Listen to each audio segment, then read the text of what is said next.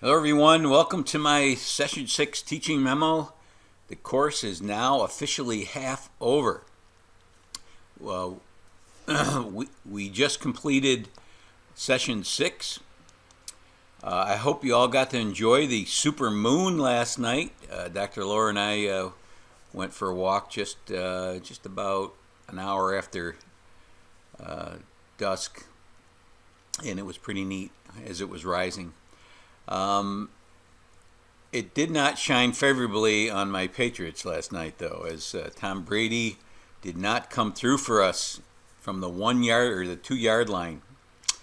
Okay, a little housekeeping. As you know, I'm creating this course on the fly, one session at a time, and I appreciate your patience, especially those eager beavers who like to work ahead. I'm sure you're chomping at the bit and frustrated, but please bear with me. Typically, you have a lot of prep time to create a course like this, and I was told pretty quickly or pretty soon before the session started that I had to teach this course. So I'm feeling good about it. I hope it continues. This week I've created a wiki, which is my first ever, and I'm always trying to experiment with new technology. I know wikis aren't new, but I've never used one before. So I'm using it to get feedback on the last discussion board, the one that just ended on the quiz discussion board. I mean, I was really excited about that. I looked at some of your quizzes. I looked at all of your quizzes, and many of them were great, had great questions where you gave a scenario and then you asked which would be the best answer, which are higher order thinking questions in which I challenged you all to do, and many of you did. And it's very easy to ask those simple knowledge type questions. How many, which one of these is an example of, but the reasoning questions, ones that require students to make inferences, ones that require them to interpret a diagram or a chart, those are the higher order thinking questions that kids struggle with on standardized tests, and you're going to see more and more of them because people have a false impression that you can't assess reasoning in higher order thinking with a multiple choice test or with a selected response test. I noticed one or two of you snuck in a true-false question. This was supposed to be a multiple choice test, but that's okay. I mean, it was all experimental. I mean, a selected response test includes multiple choice, fill in the blank, matching, and true-false. Now, I don't use true-false on my quizzes because I want to give you a second chance. I want to give you a chance to discuss where you can find the answers with each other and use them formatively. You can't use a true-false test formatively unless you reflect on it afterwards and have a discussion. But you can't go back in and upgrade your answers. So that's what I'm trying to do with this course. As I said here in my teaching memo, I was ecstatic about the types of questions you created. I was pleasantly surprised. Several of you added in graphics, which I didn't say you had to do, but that's exactly what makes a good question, is when you provide a chart or a problem, as several of you did, and then ask questions about it. You know, what would be the best way to solve this, or what would be the next expected result if you have a chart of results. So I was very pleased with that. So if you can, please use the wiki to tell me what you thought of it. I didn't give a lot of feedback to you folks in this one because it was basically for you, for your own use, to get deeper into the material, and that was my goal, is to get you deeper into the material and align your questions with my 5 learning targets, because I give those learning targets every week. And one of the things you're going to have to do in your lesson plan is not only create student-friendly learning targets, but as part of your lesson, have kids become familiar with those learning targets. In the middle of your session, have them say, how am I doing on those learning targets, and how can I close the gap? And at the end, reflect on them. Did I learn them? Did I master them? Because lots of times kids have no idea what the targets are. So something you should do in all your classes is share your learning targets with your students, and do it in a student-friendly way. So this is one way where I got you to actually focus on the learning targets and then ask questions about them. So I was really excited about a lot of parts of this assignment. So problem solving is a big idea, and I know the National Council of Teachers of Maths, they've been pushing problem solving as the focus, as the foundation of teaching math for a long time.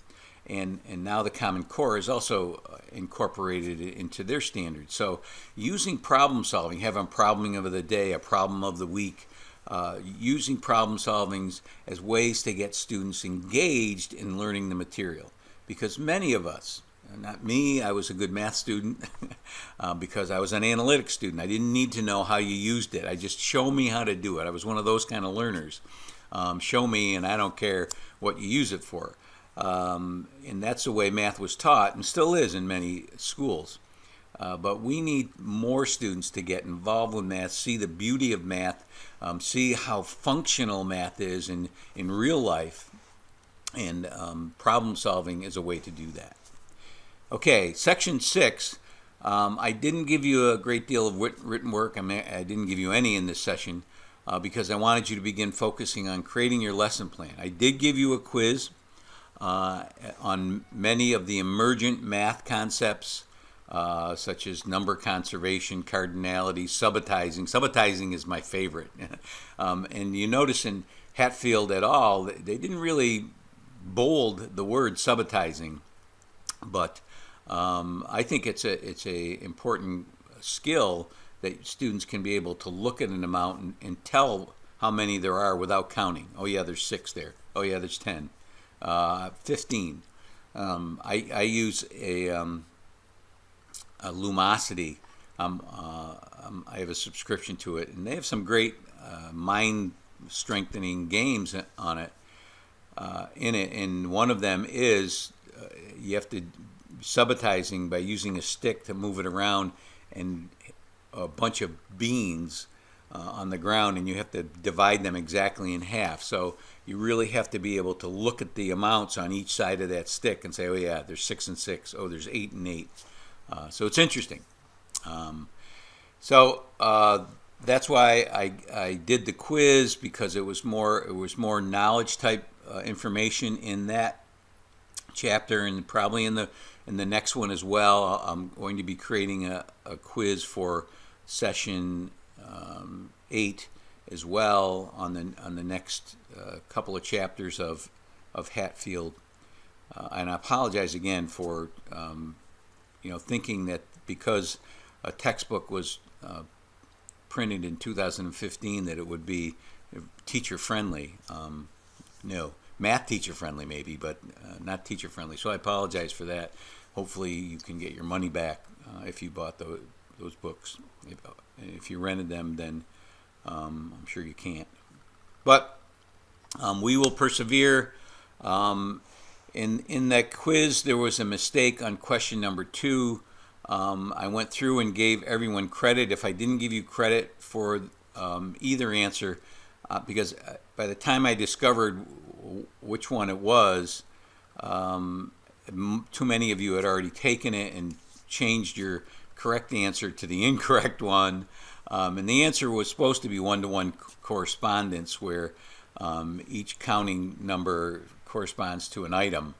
So as if you're passing out napkins, one for you, one for you, one for you.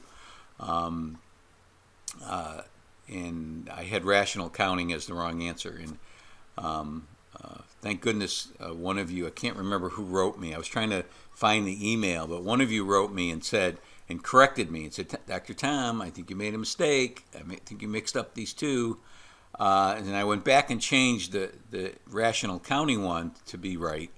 But I couldn't figure out, for some reason it took me a long time to get my head wrapped around number 2, that it was number 2 and not some other question, and I changed that. So if I didn't correct it for you, let me know and I'll go in and give you credit.